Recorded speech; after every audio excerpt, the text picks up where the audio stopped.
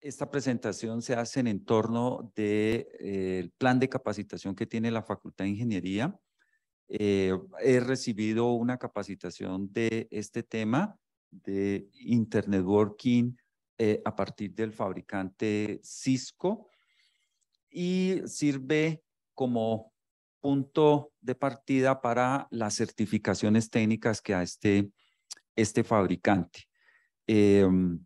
Entonces, la idea es que veamos lo que tiene que ver con routing y el switching de lo que propone Cisco en algo que se llama Cisco Networking Academy.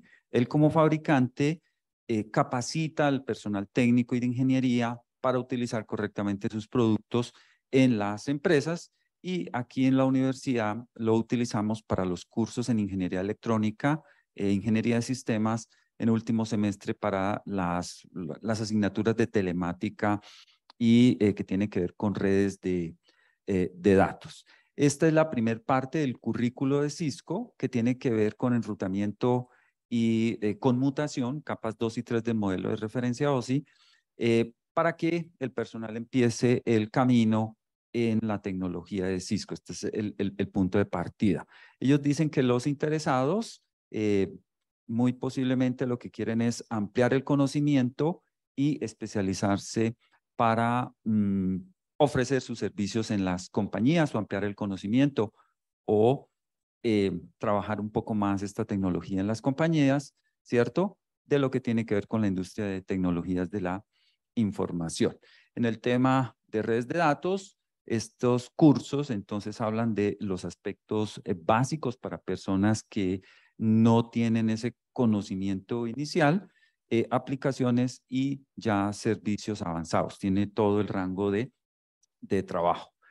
Este currículo de Cisco tiene 3 objetivos generales: diseño de redes LAN simples, configuraciones básicas de los 2 grupos de equipos importantes, los switch y los routers, y esquemas de asignación de direcciones en lo que conocemos como las tecnologías IPv4 y IPv6, sus configuraciones y soluciones de problemas e inconvenientes en lo que tiene que ver con las redes virtuales de área local o VLANs en las 2 tipos de direccionamiento, versión 4 o versión 6.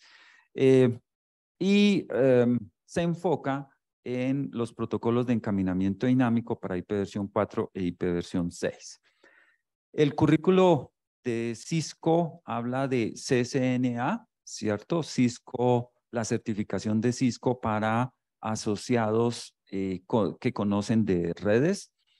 Ese currículo inicial consta de 3 cursos, cada uno de 60 horas, 12 horas semanales, más o menos son unos 4 meses intensivos de capacitación. El primer curso habla de introducción a las redes de datos, habla de redes en la actualidad, protocolos y modelos, configuraciones básicas de los dispositivos y algunos fundamentos de seguridad que hay que tener en cuenta en el momento de utilizar la tecnología en las organizaciones. El segundo curso habla de conmutación, encaminamiento y la parte inalámbrica importante en las compañías. Conceptos de conmutación, cómo se entregan dinámicamente direcciones en IPv4 y IPv6, conceptos de redes de área local inalámbrica y conceptos iniciales del encaminamiento estático importante en las compañías. El tercer curso ya es un poco de mayor nivel, va incrementando el nivel a medida que avanzan los cursos. Ya habla de la parte empresarial para la interconexión de diferentes sedes, la seguridad, y algo importante es cómo se puede hacer la automatización de servicios y aplicaciones. Ya la configuración del encaminamiento, este curso arranca con un protocolo importante de encaminamiento dinámico o SPF, pasa por encima RIP e IGRP, ya espera que las personas conozcan esos 2 protocolos, y Cisco actualmente se enfoca en OSPF. Estos cursos iniciales no abarcan BGP, que sería el siguiente nivel. Concepto de seguridad en redes, ¿cierto? Algunos aspectos importantes a tener en cuenta en la configuración de los switches y los routers para ofrecer seguridad a las compañías y proteger la información. Conceptos de protocolos y conexiones WAN, administración de las redes, y los temas actualizados son un poco más iniciales y teóricos en este tercer curso, porque después sigue el nivel CCNP, virtualización, lo que conocemos como cloud computing, y automatización, que es tener aplicaciones, digamos, inteligentes. Entonces, veamos lo que contiene el primer curso. Desafortunadamente, por lo extenso, no se puede presentar aquí algo de configuración y simulación y laboratorios. Es más, ese recorrido de las temáticas. Entonces, el primer curso lo componen 17 módulos. Inicia con una introducción y qué se espera de las redes actuales en hogares, en empresas, en universidades, en la industria.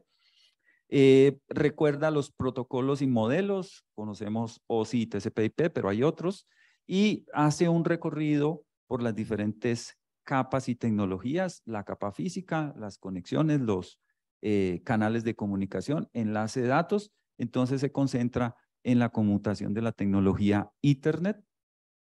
La capa de red, entonces habla de ARP como tal. Cisco considera al protocolo ARP como de capa de enlace, pero sabemos que es de capa 3. Asignación de direcciones en las dos tecnologías, IPv4 y IPv6, y los comandos del protocolo ICMP que ayudan a hacer diagnóstico en las redes.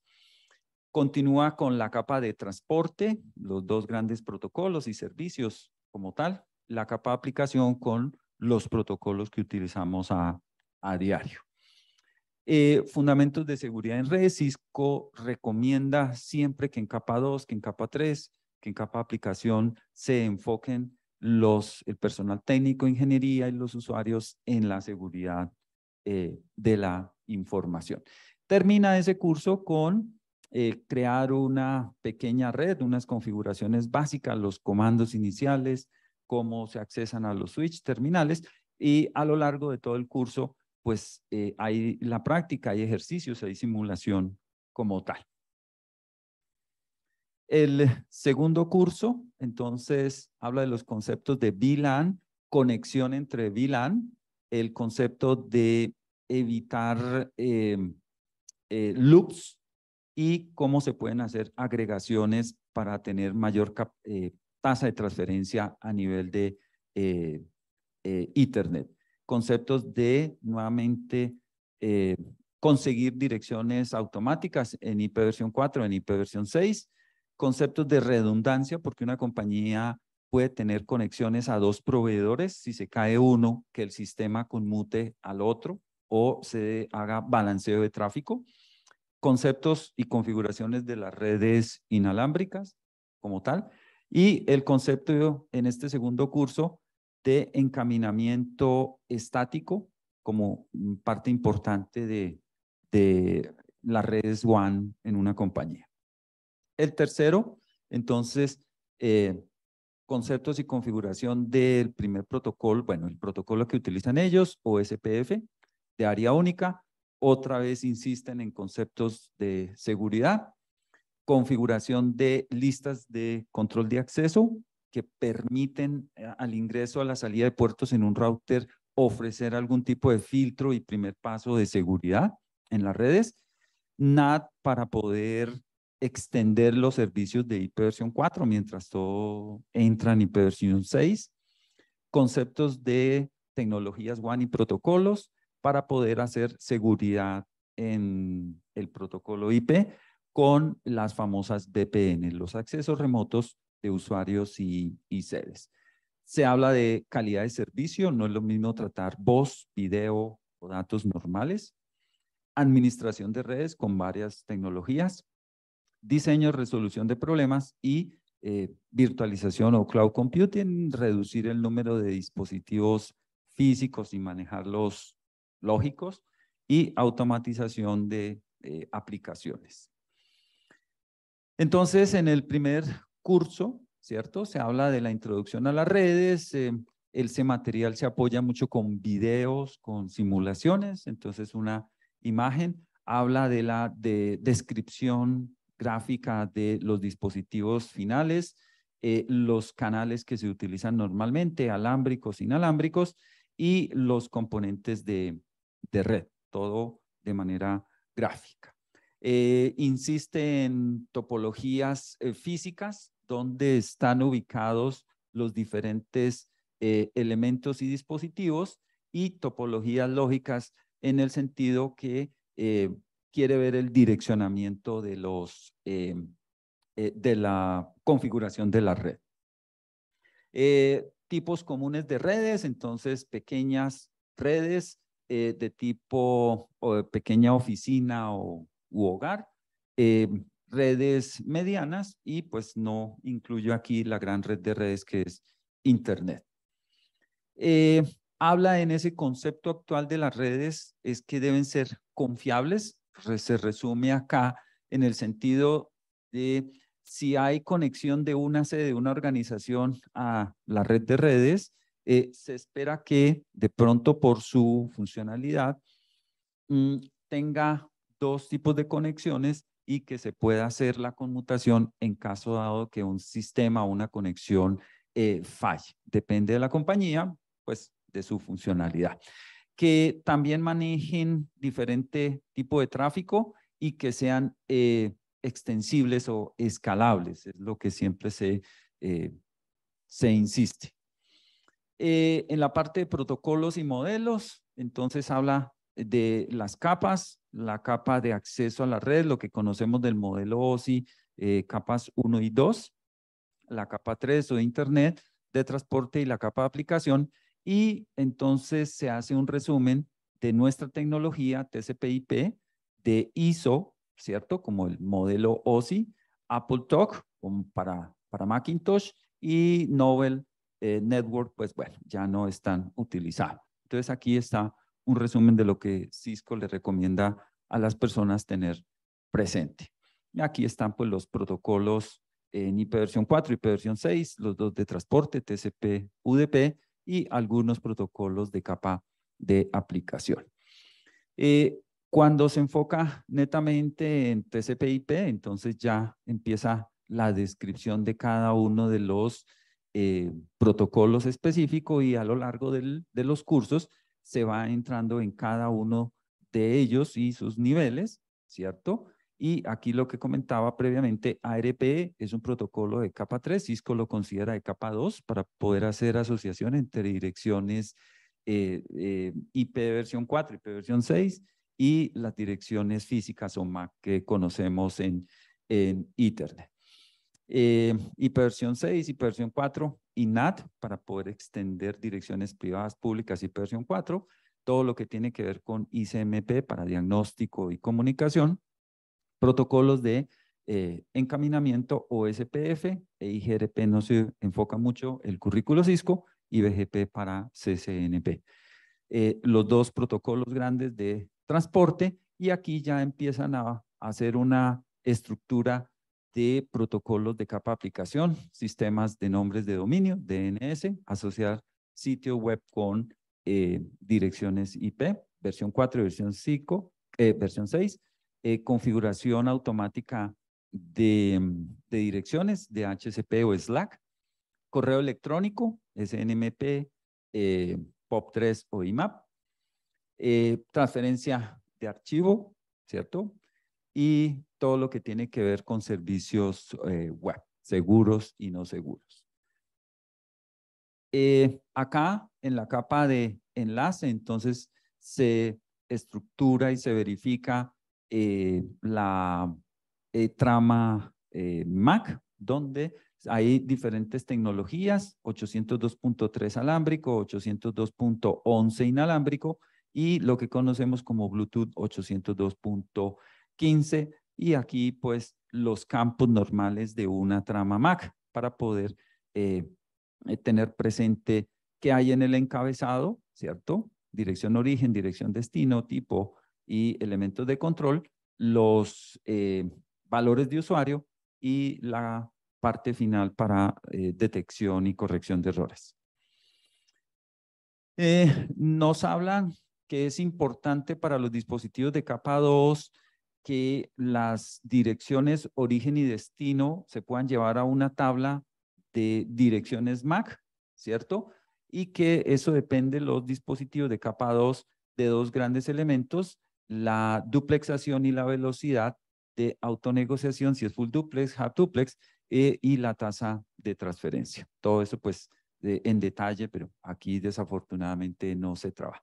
ARP, Cisco lo trabaja como protocolo de capa 2, pero realmente es de capa 3. Los dispositivos tienen un direccionamiento, aquí como ejemplo IPv 4, pero aplica para IPv 6, y el dispositivo central debe tener una tabla de direcciones MAC. Entonces, ARP lo que hace es hace asociación porque la comunicación siempre debe hacerse en capa de enlace. En IPv 6 no existe ARP, existe descubrimiento de vecinos, ¿cierto? Entonces, ellos envían unos mensajes para poder hacer esas asociaciones de las direcciones MAC, ¿cierto? 24 bits, a direcciones IPv 6 de 128 bits por medio de mensajes ICMP como tal. No existe ARP para IPv 6, sino mensajes ICMP, descubrimiento de vecinos. ICMP como protocolo se utiliza para el diagnóstico, ¿cierto? Y conocemos los dos grandes comandos, ping, que nos permite verificar si hay conectividad con un host de destino, y traceroute en el sentido de que si hay varios puntos de conexión, muestre esos puntos intermedios, porque si hay falla, se puede diagnosticar el punto intermedio o lejano que no permite esa comunicación. En la capa de transporte, pues UDP, TCP, donde hay toda su configuración. UDP no necesita acuse de recibo, no es seguro, muy liviano. TCP completamente lo contrario, es seguro, necesita acuse de recibo y garantiza algún tipo de aplicaciones. Entonces, UDP para mensajes informativos y de tiempo real, y TCP para transacciones y configuraciones específicas en protocolos de capa de aplicación. Si se habla en el modelo de referencia OSI o TCP/IP, entonces tenemos la mayor cantidad de protocolos de capa de aplicación en la que nosotros como usuarios normales, no técnicos, están utilizando en todo momento el sistema de resolución de nombres de dominio, el protocolo de comunicación web, HTTP, ahora se sugiere HTTPS, los protocolos de envío y recepción de correo electrónico, SMTP o POP3, los protocolos de configuración de obtener automáticamente la dirección DHCP en IPv 4 y Slack o DHCP en versión 6. Los protocolos de transferencia de archivo IPv 4, o bueno, se utilizan en todos en los dos protocolos.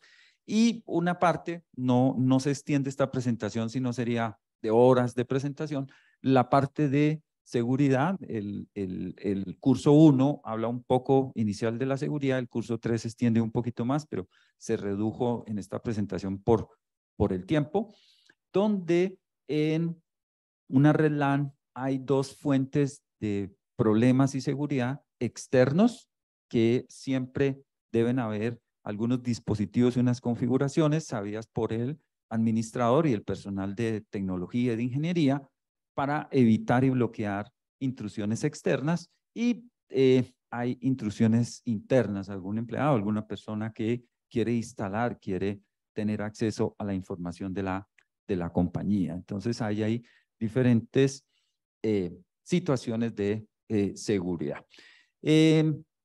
Entonces es conocido por el personal técnico que primero, para bloquear de alguna manera los accesos e intrusiones externas, pues un firewall, ¿cierto? Que limita o configura limitaciones de puertos a nivel de capa 4. Cisco tiene un sistema de prevención de intrusión, ¿cierto? Y se le llama una granja de servidores a la sección donde están los servidores.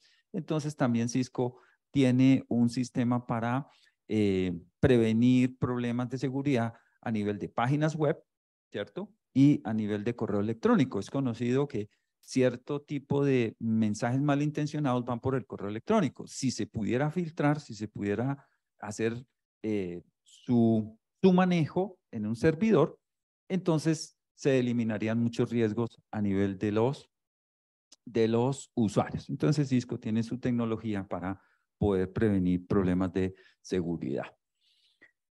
Eso sería en un resumen, digamos, y paso de lo que cubre el curso 1, de lo que uno trabaja nuevamente, todos los comandos, todas las funcionalidades, laboratorios, simulaciones, y hay bastante actividad práctica en los cursos, y cada 2 o 3 cursos se hace una evaluación en un test virtual, y cada curso al final tiene un examen final, que es lo que le permite conocer a la persona técnica el avance como tal. En el segundo curso de conmutación, enrutamiento y parte inalámbrica, entonces se habla de las VLAN para poder segmentar y reducir el broadcast, ¿cierto? Sabemos que en Ethernet todos los dispositivos están enviando información de control y saturarían una red si hay un número considerable de dispositivos. Hay necesidades de segmentar en las VLAN. Y las VLAN quedan como islas separadas, hay que verificar en qué momento se comunican entre ellas o no hay necesidad de que se comunican. Como ejemplo, entonces aquí que hay 3 diferentes VLAN, que para ventas, que para recursos humanos y para la parte técnica, distribuidas en la infraestructura de la compañía.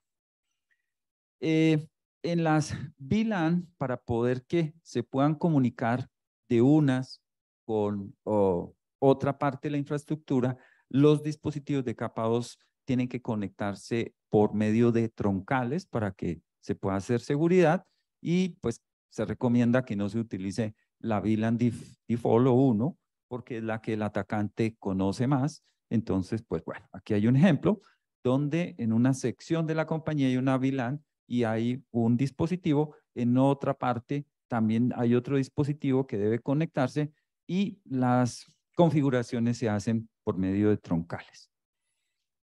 Hay necesidad de que se comuniquen esas VLAN con servidores o por funcionalidad de los usuarios. Entonces hay el encaminamiento entre VLAN. Hay 3 formas de hacerlo y pues Cisco recomienda 2, porque la primera es el encaminamiento entre VLAN de manera heredada.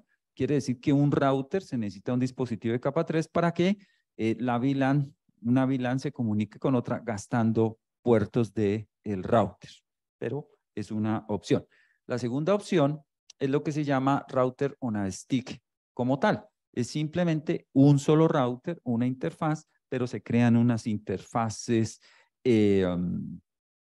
virtuales, ¿cierto? O subinterfaces para que el router sea el que reciba la información de una VLAN y lo devuelva por su subinterfaz o elemento virtual como tal. Entonces, esta es una tecnología, y lo que recomienda Cisco es que se haga utilizando un switch que tenga funcionalidades de enrutamiento.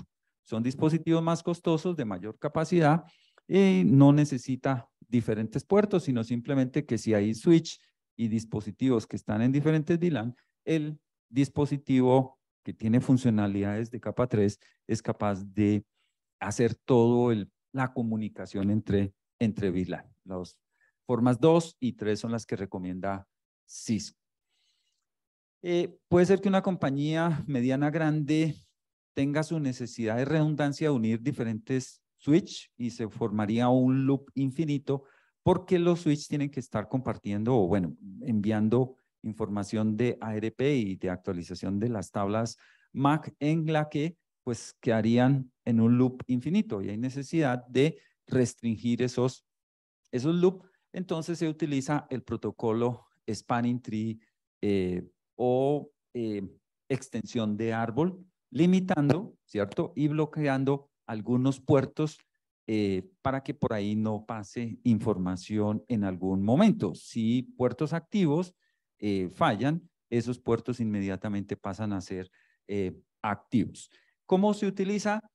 Con unas prioridades que se pueden cambiar y esas prioridades, si todos los switch tienen el mismo valor, un segundo forma de evaluar son las direcciones MAC de alguno de los puertos o las direcciones IP.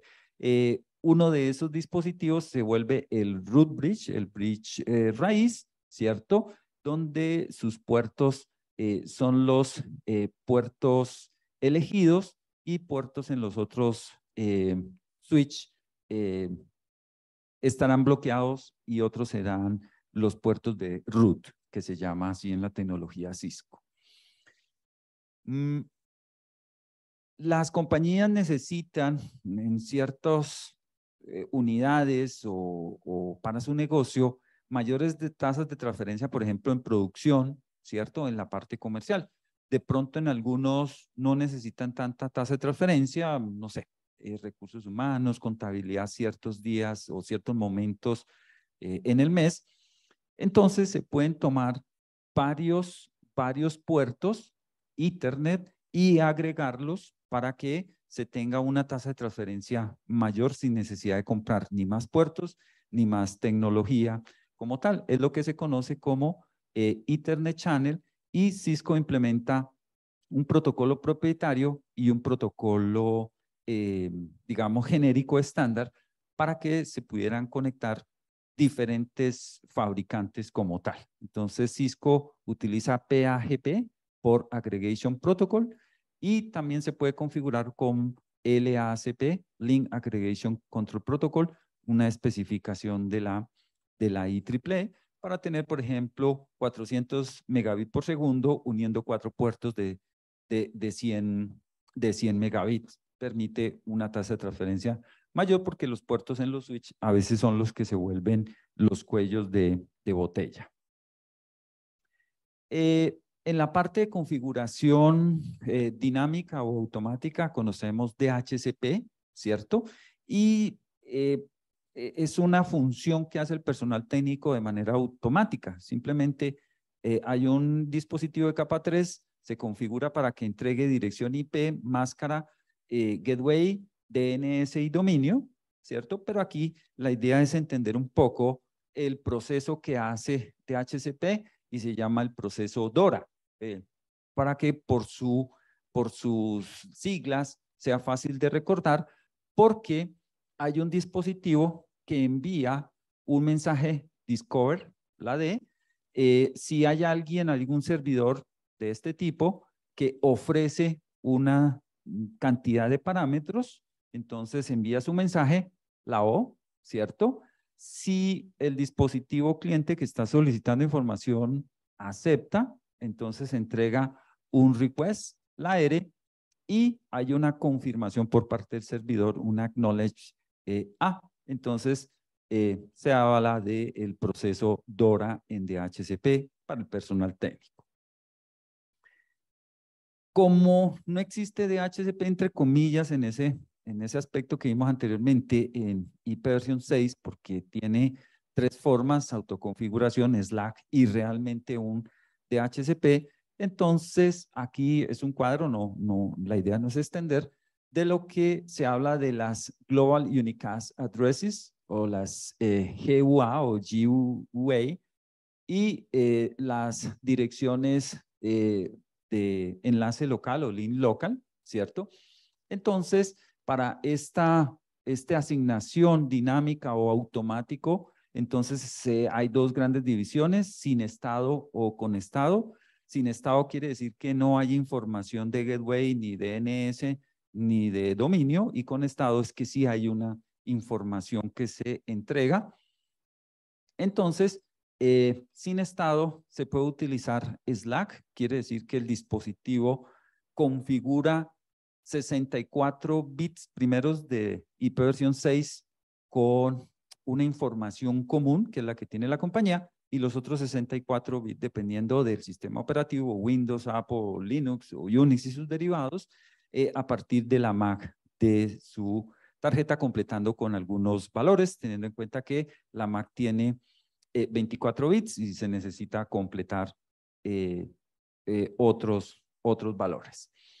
Y con estado es que hay un router, un dispositivo de capa 3 que entrega información de gateway, DNS y de dominio. Hay que hacer una configuración.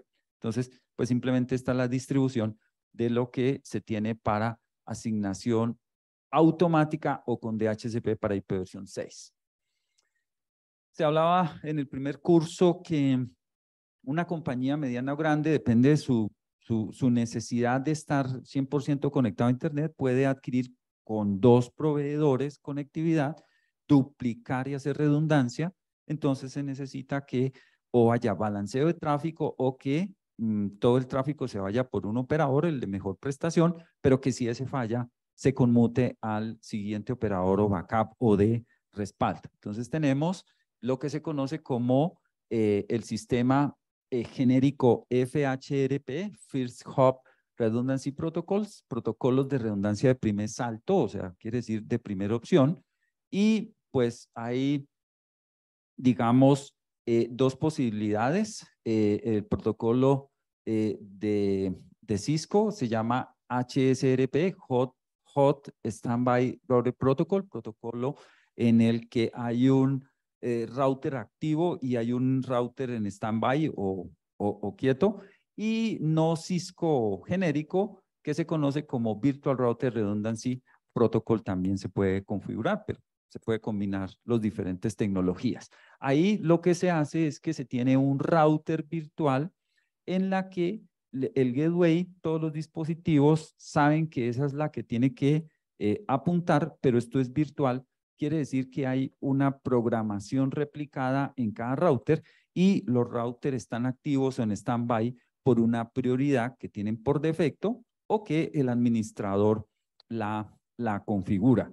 Si falla un router, para los clientes no hay ningún problema porque automáticamente hace el cambio a el router que está inactivo como tal. Entonces se puede dejar activo o inactivo o balanceo de cargas y tráfico, porque una compañía paga 2 enlaces y utiliza uno, pues se está desperdiciando. Si se hace un balanceo, en el momento que haya una falla, bueno, hay un cuello de botella, pero se está utilizando todos los recursos de la compañía.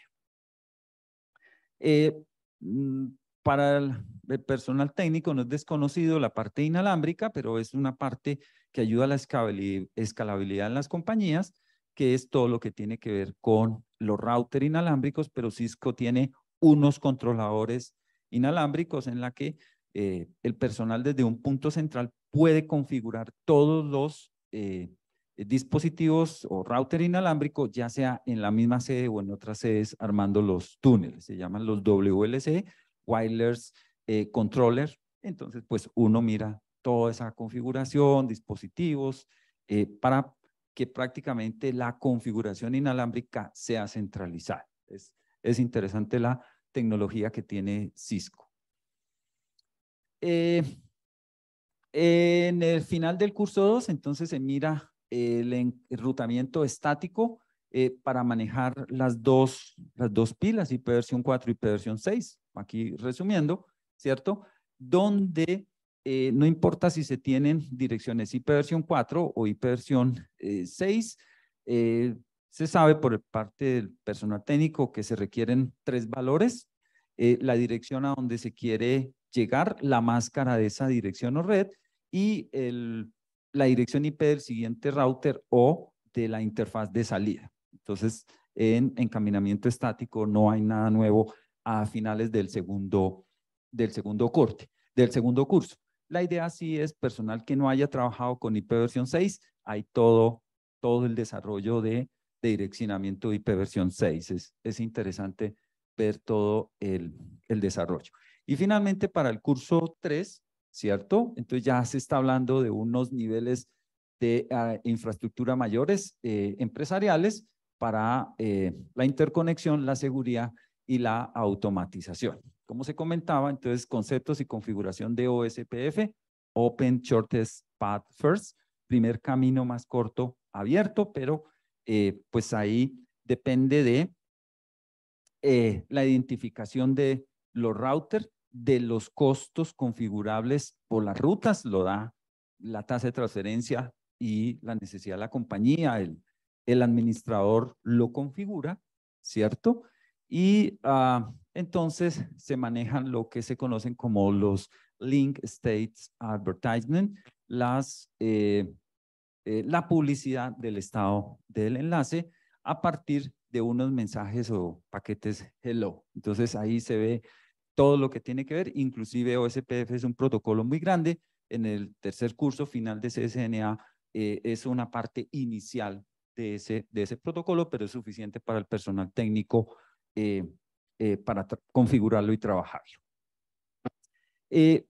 Se habló en el primer curso una parte inicial de seguridad y en este curso se extiende, se trabaja y se configuran los dispositivos para seguridad y entonces, como resumiendo, ¿cuáles son los problemas de seguridad, los ítems y los tipos, entre comillas, genéricos de atacantes, ¿cierto?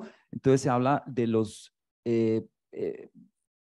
elementos valiosos de las compañías, cuál es la vulnerabilidad, el personal técnico tiene que evaluar la vulnerabilidad, los ataques, cómo un atacante explota esos problemas, cómo se mitigan, cómo se configuran y se previenen, ¿cierto? Y cuál sería el nivel de riesgo que tiene una compañía para proteger su información.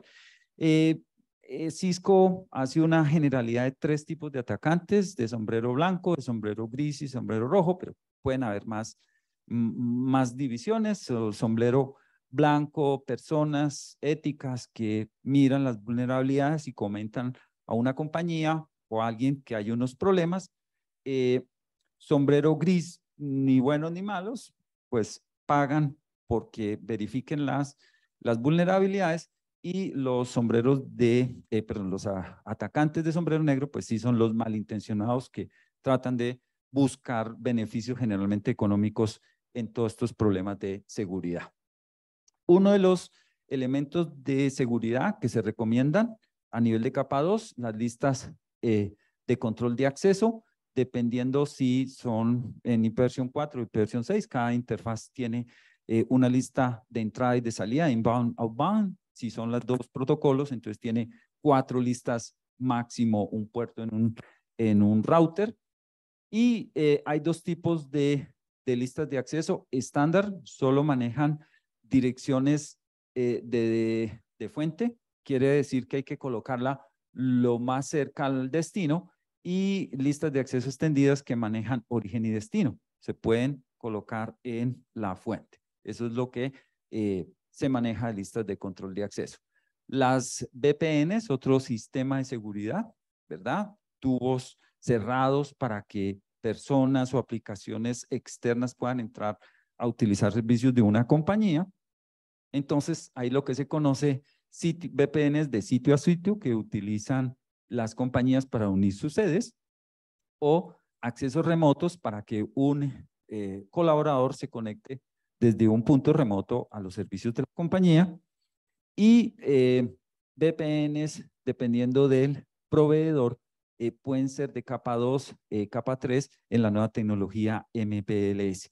Lo nombra estos cursos, pero no entran en tecnología MPLS, que son otros cursos más especializados. Hablan de Frame Relay, ya no tan utilizado, pero hablan de ATM que se utiliza actualmente, y Metro Ethernet.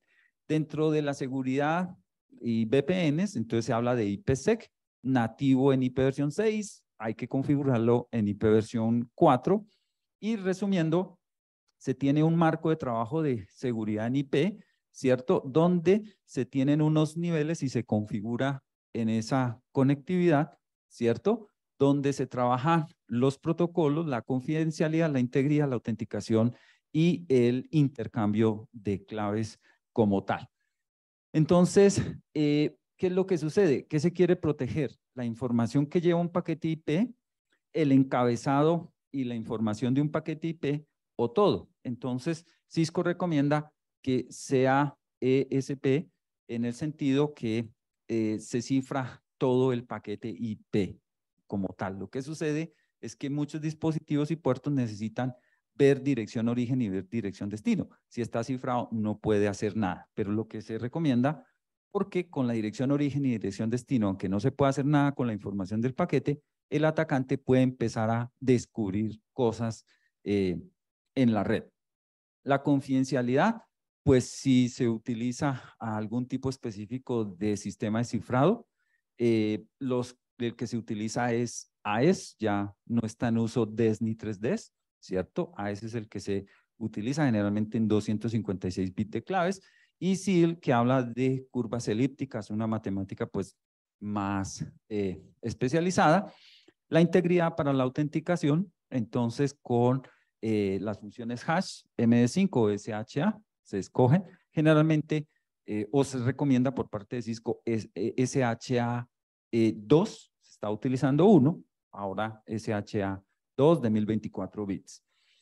Autenticación, entonces aquí sabemos que AES es cifrado simétrico, RSA es cifrado asimétrico, ¿cierto? Donde cada un punto de comunicación tiene una clave privada, una clave pública. Entonces, la autenticación se hace con RSA. ¿Y cómo se intercambian esas claves? Con procesos Diffie-Hellman. Entonces, hay 24 subprotocolos de Diffie-Hellman y Cisco recomienda que se utilice o se seleccione del 20 para arriba, porque utiliza más bit, porque es más complejo el proceso Diffie-Hellman de generación e intercambio de clave. Esto para resumir un poco la parte de seguridad, porque es bastante en el curso 3. Es uno de los principales enfoques. Si se quiere entregar un buen sistema en una red por parte del personal técnico, tiene que configurar los equipos para garantizar la calidad de servicio. No es lo mismo voz o voz IP o voz digitalizada, video para conectividad y los datos normales. Entonces aquí hay un resumen, no se ve bien, pero se hacen colas para que la información de voz tenga algún tipo de prioridad y las otras informaciones, pueden ser transacciones o páginas web, tengan menor prioridad, sabiendo que hay alguna característica importante de latencia y de patrón en la voz digitalizada, en el video con algunos retardos, hasta 150 milisegundos la voz, hasta 400 milisegundos el video, y los dispositivos logran hacer toda esa configuración para permitir mayor prioridad a información de tiempo real que a datos que no tienen ninguna prioridad para algunos casos. Se enfoca en la administración de los dispositivos y hay varias herramientas. Entonces, CDP es un protocolo propietario de Cisco, Cisco Discovery Protocol, en la que los dispositivos automáticamente intercambian información y uno puede ver cuáles son los dispositivos conectados con versiones, software, características. Cisco recomienda deshabilitarlo porque un atacante puede hasta mirar la IP y ahí empieza a hacer cosas no éticas como tal. CDP es para Cisco, en otros, digamos, en forma general, LLDP, Link Layer Discovery Protocol, entonces se recomienda desactivarlo si se está trabajando con otro fabricante, otra tecnología. Y en caso de incidentes que se espera que nunca llegue, es importante tener registro de los eventos y las cosas que se necesite. Los dispositivos tienen que tener fechas y relojes actualizados. Entonces se utiliza el protocolo NTP, Network Time Protocol. Se puede tomar fuente de reloj de internet o que un dispositivo sea el servidor y le entrega a todos los dispositivos capa 3, capa 4, capa 2, capa 3, el reloj para que todo esté sincronizado en UTC. O sea, nosotros aquí en Colombia estamos menos 5 horas, menos 6 horas Greenwich Meridian Time. Entonces, esos reportes hay que tener cuidado con la hora. Sí, el protocolo de gestión más conocido es NMP, Single Network Management Protocol, en el que un dispositivo que quiera gestionar a los dispositivos en red envía unos mensajes GET, ¿cierto? Y estos dispositivos de red pueden enviar lo que se llaman los mensajes TRAP para poder capturar eventos y actividades, digamos, no normales en una red.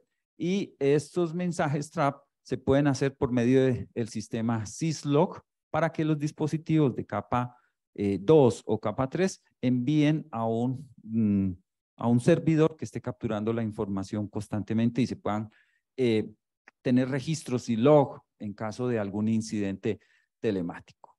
Ya para ir terminando la parte del curso 3, ¿cierto? Entonces se habla de la virtualización. En la parte izquierda se muestra lo tradicional de las compañías, un servidor para cada servicio, valga la redundancia, es costo, espacio, energía en una compañía, y lo que se quiere es que prácticamente un dispositivo, muy pocos dispositivos tengan su hardware, ¿cierto? Tengan un hypervisor o un hipervisor y pueden implementar de forma virtual con varias herramientas los servicios para que pues, los usuarios utilicen, con el riesgo de que se vuelve un elemento centralizado. Entonces, por eso hay que tener respaldo.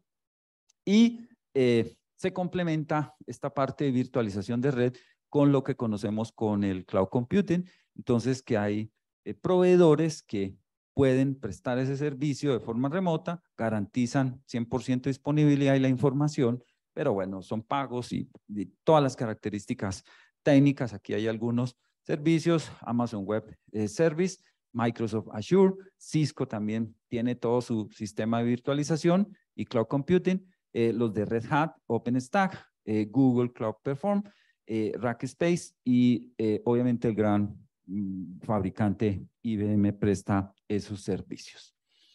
Aquí la automatización, todo lo que conocemos como APIs, ¿cierto? Cuando yo compro en un almacén de forma electrónica cualquier producto, no estoy contra una persona, estoy contra una máquina, se hace toda la compra, esa empresa valida con la tarjeta de crédito o con el pago de mi banco, entonces pues son APIs automáticas. Aquí como un resumen, ¿cierto? Se tienen las APIs, Application Programming Interface, ¿cierto? El Cloud Computing, cómo los dispositivos de mi red están conectados. Aquí tenemos formatos de programación, la representación o la parte de las páginas, ¿cierto?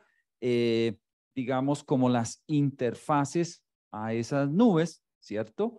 Y la compañía empieza a manejar toda la parte de automatización. Hay expertos que se enfocan en este tema, pero esta parte del curso, estas dos últimas partes son un poco la introducción para siguientes cursos que tiene Cisco, ¿cierto?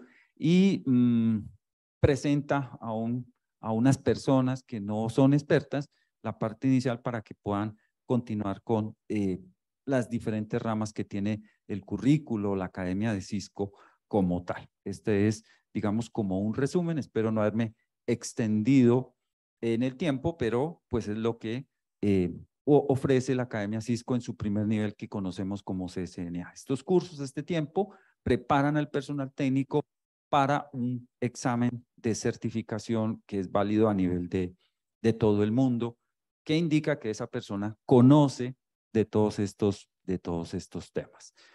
Muchas gracias. No sé si hay preguntas. Está la información de contacto en caso que se requiera.